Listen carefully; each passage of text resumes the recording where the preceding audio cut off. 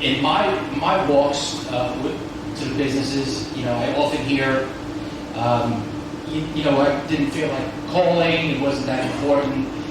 No, I want the phone to ring every time. I think the reason that we have had this support are a couple. One is from a credibility standpoint.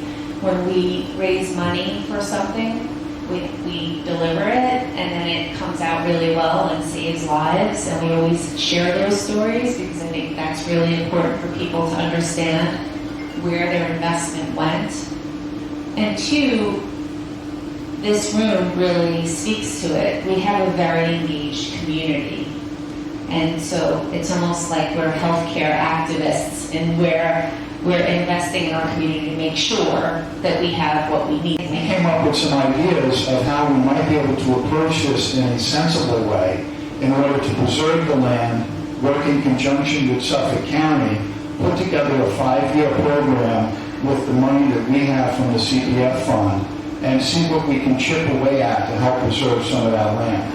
Now, of those 6,500 acres, we're not going to ever preserve all of them, nor should we.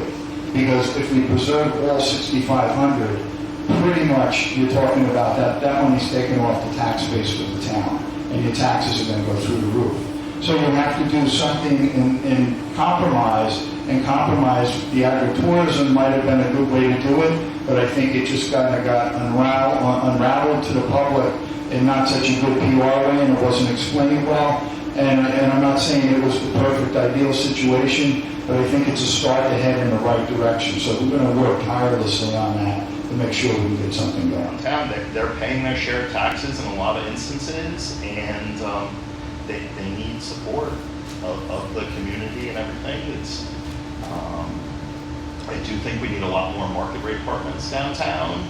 We've done our share of workforce apartments. They're all full, and we need market rate apartments where people will come and have disposable income and use those in the businesses and help. So development rights program is going to be one of the key components to preserving what's left of our farmland.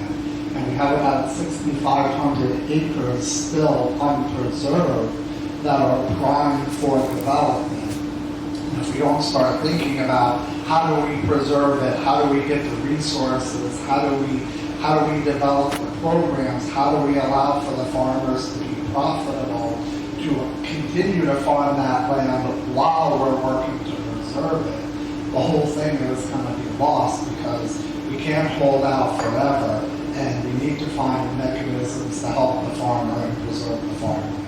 Right, so it sounds like the future of Riverhead is bright. Everyone's being done. Well, thank you so much for being here. Thanks to all our panelists. Thanks to our sponsors. Thanks to everybody for coming.